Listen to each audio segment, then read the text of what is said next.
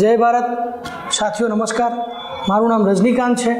આજે અમારી સંસ્થામાં રહેતા અંજન ભાઈઓ બહેનો માટે આપણે દૂધપાક બનાવવાના છીએ, જેની રેસીપી આપણે જોઈશું. અને હવે આપણે આ છે લાઇટર. હાલ અમારી સંસ્થામાં 100 જેટલા અંજન ભાઈઓ બહેનો રહે છે. ગેસ ચાલુ થઈ ગયો રહે અને આ તપેલું જેમાં આપણે અત્યારે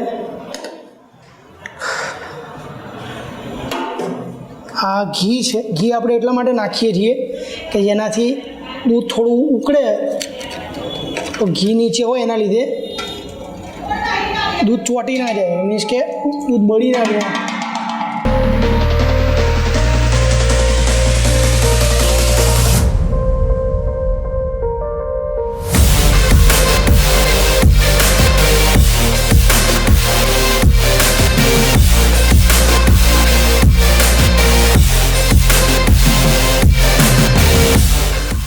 હવે આપણે ગેસને થોડો ફાસ્ટ કરી દઈશું, જેના લીધે દૂધ ઉકળી જાય અને ફટાફટ દૂધપાક બની જાય અને અમારા અંજન ભાઈઓ બહેનો આનો લાભ લઈ શકે.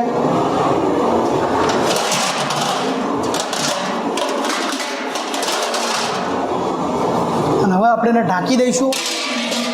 દૂધ ઉકળે ત્યાં સુધી આપણે આ 500 ગ્રામ કણકી લાવ્યા રહીએ. કણકી એટલા માટે કે ચોખા હોય છે ને બહુ ફૂલી જાય છે ને બહુ જાડા થઈ જાય છે, એટલે કણકી શું માપની ફૂલે, એટલે આપણે બહુ નાખતા એટલા માટે નથી, કારણ કે પછી બહુ જાડું થઈ જાય તો ખીર જેવું થઈ જાય એટલે મજા ના આવે, એટલે આપણે કણકી જ લીધી છે. હવે આ કણકીને આપણે એડવાન્સમાં પલાળી દઈએ છીએ, જેથી એ થોડું જલ્દી ઉકળી જાય અને ઓગળી જાય, દૂધમાં મસ્ત રીતે ભળી જાય. અત્યારે આપણે દૂધને હલાવીએ છીએ, કારણ કે દૂધને હલાવવું પડે, ના હલાવીએ તો ચોંટી જાય એવું થાય. ના ચોંટે એના માટે આપણે ઘી તો અંદર નાખ્યું જ છે, તેમ છતાં સાવચેતી માટે તમે જોઈ શકો છો અમારી છાત્રાલયમાં રહેતી બહેનો ઇલાયચી ફોલે છે, એટલે બ્લાઇન્ડ બહેનો પણ ઇલાયચી ફોલી શકે.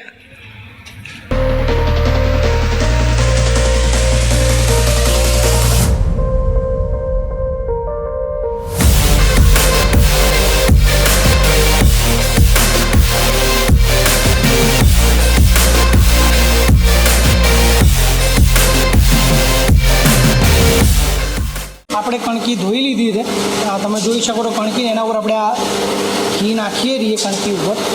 એનું કારણ છે કે કણકી અને ઘી મિક્સ થઈ જાય તો અંદર ચોખા એકદમથી આમ ઓગળી ભલે જાય પણ એકબીજામાં આમ એકદમ મિક્સ ના થઈ જાય. એટલે હવે આપણે દૂધપાકમાં કણકી નાખીએ છીએ.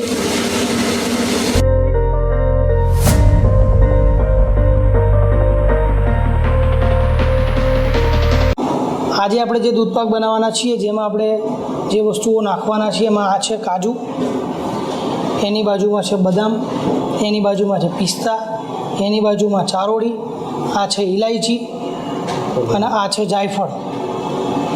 આપણે આગળ વિડીયોમાં જોયું કે આ બધી ઇલાયચી અંજન બહેનોએ ફોલી છે અને આ જાયફળ છે, જે આપણે મિક્સરના જારમાં નાખીશું અને ઇલાયચી પણ એમાં જ નાખીશું. હવે આપણે એને મિક્સીમાં ક્રશ કરીશું. મિક્સરમાં બાઉલ ગોઠવીએ રહીએ અને થાય ચાલો નક્કી.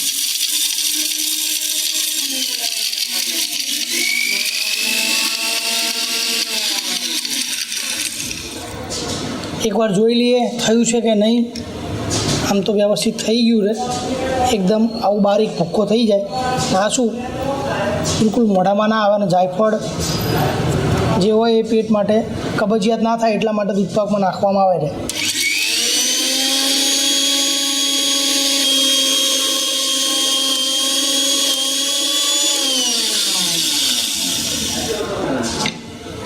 આ જાયફળ અને ઇલાયચી જે આપણે ક્રશ કરી છે એ આપણે પહેલાં જ અંદર ઉમેરી દઈએ છીએ, જેના લીધે ટેસ્ટ સારો આવે.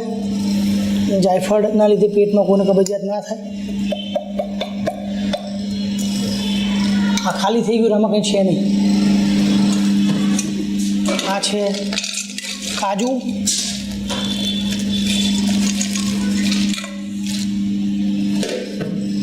આ છે બદામ,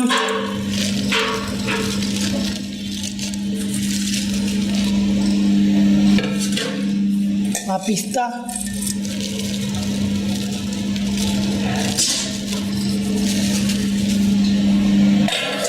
અને દૂધપાકનું જે સૌથી મેન કહી શકાય એ ચારોળી,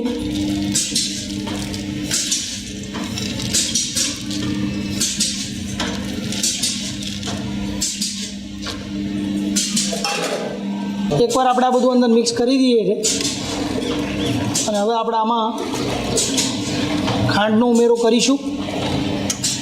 અત્યારે આપણે પહેલાં 2 કિલો ખાંડ અંદર ઉમેરીશું.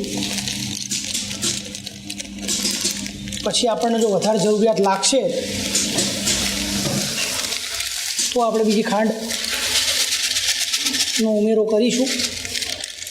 1 કિલો ખાંડ અંદર મેળવી દીધી છે. હવે બીજી 1 કિલો ઉમેરીએ છીએ.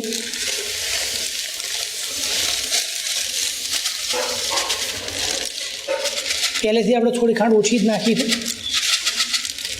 બહુ ગળ્યું થઈ જાય તો મોડું ના કરી શકે, પણ મોડું હોય તો ખાંડ ઉમેરી અને માપનું કરી શકાય. હવે હલાવવાનું સતત ચાલુ રાખશું, ખાંડ નીચે ઓગળી ના જાય તેવા હેતુથી.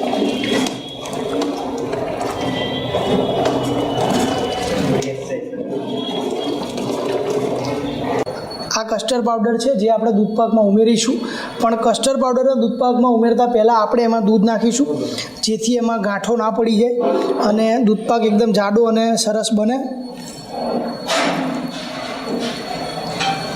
આમાં આપણે જરૂરિયાત પ્રમાણે દૂધ ઉમેરશું. આપણે ડાયરેક્ટ જો આ પાવડરના દૂધમાં નાખીએ તો એમાં ગાંઠો પડી જાય, એટલે આપણે જરૂરિયાત પ્રમાણે દૂધ ઉમેર્યું છે. હવે આપણે થોડું વ્યવસ્થિત હલાવી દઈએ એકવાર, આમાં ગાંઠ ના પડે એવા હેતુથી. એકવાર આને આપણે એક સરખું મિક્સ કરી લઈએ ધીમે ધીમે.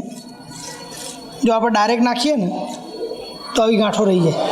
એવી ગાંઠો ના રહી જાય એટલે આપણે પહેલાં પાવડરને હલાવીએ છીએ, પછી દૂધમાં ઉમેરીએ છીએ. આ કસ્ટર્ડ પાવડર અને દૂધ હવે મિક્સ થઈ ગયું. જો તમે જોઈ શકો તો એકદમ આમ ક્રીમી ટાઈપનું લાગે છે. આપણે માપનો જ કસ્ટર્ડ પાવડર લીધો છે અને હવે આ કસ્ટર્ડ પાવડરને આપણે દૂધમાં ઉમેરીશું.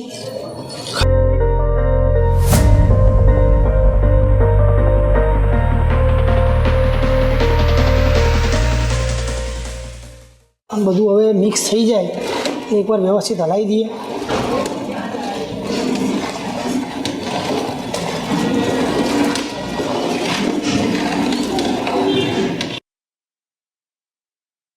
થોડી વાર થઈ ગઈ છે, જોઈ લઈએ આપણે ચારોળીને બધું અંદર મિક્સ કર્યું છે તો જે ચારોળી છે એ બફાઈ છે કે નહીં એ ચેક કરી લઈએ.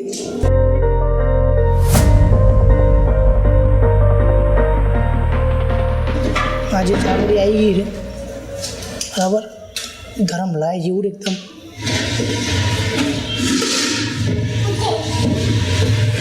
બહુ ગરમ છે, હાથમાં આવતું નથી. તમે જોઈ શકો છો કે આ ચારોળી બફાઈ ગઈ છે અને ભૂક્કો થઈ ગઈ છે. હવે દૂધપાક ઉકળી ગયો છે અને બની ગયો છે, પણ ખાંડ બરાબર પડી છે કે નહીં એ આપણે ચેક કરીશું.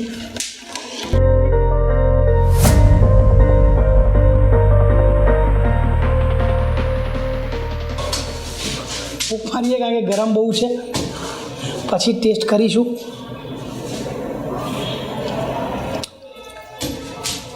ખાંડ બરોબર છે, હવે બીજું કંઈ કરવાની જરૂર નથી. સરસ અને ટેસ્ટી બન્યો છે. ફૂલ એન્ડ ફાઇનલ એવો દૂધપાક બની ગયો. 100 અંજનો માટે આપણે આ દૂધપાક બનાવ્યો છે. નવજોત અંજન મંડળમાં દરરોજ 100 અંજનો ભાઈઓ બહેનો માટે જમવાનું બને છે. સવારે ચા નાસ્તો હોય છે, સવારે એ લોકો ભણવા જાય અને નોકરી કરવા જાય એ વખતે ટિફિનમાં રોટલી શાક દાળ ભાત આવે છે, અને સાંજે જમવામાં મિષ્ટાન કોઈ પણ દાતાશ્રી દ્વારા મિષ્ટાન આપવામાં આવ્યું હોય તો એ મિષ્ટાન એમને જમાડવામાં આવે છે. સાંજે જે મિષ્ટાન જમવાનું હોય છે, આજે એક દાતા તરફથી જમવાનું છે એટલે એમનો ખાસ આગ્રહ હતો કે દૂધપાક બનાવજો.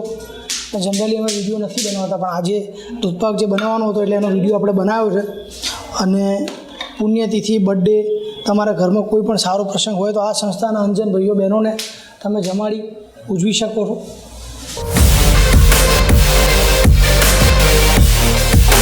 આ મગનું શાક છે, આ ગુલ્લા પાડવાનું મશીન છે જેમાં ગુલ્લા પડે છે. એમાં ઓટોમેટિક ગુલ્લા પડે, લોટ ઉપર મૂકી દઈએ એટલે એની મેળે જ ગુલ્લા પડ્યા કરે. જો પાછળથી લોટ આવશે એટલે હવે ગુલ્લા પડશે. આ ગુલ્લા પાડવાનું મશીન છે. તમારી નજર સામે જે બનેલા ગુલ્લા છે એ ગુલ્લા આપણે આ રોટલી બનાવવાના મશીનમાં નાખશું તો સીધે સીધી રોટલી બની જશે.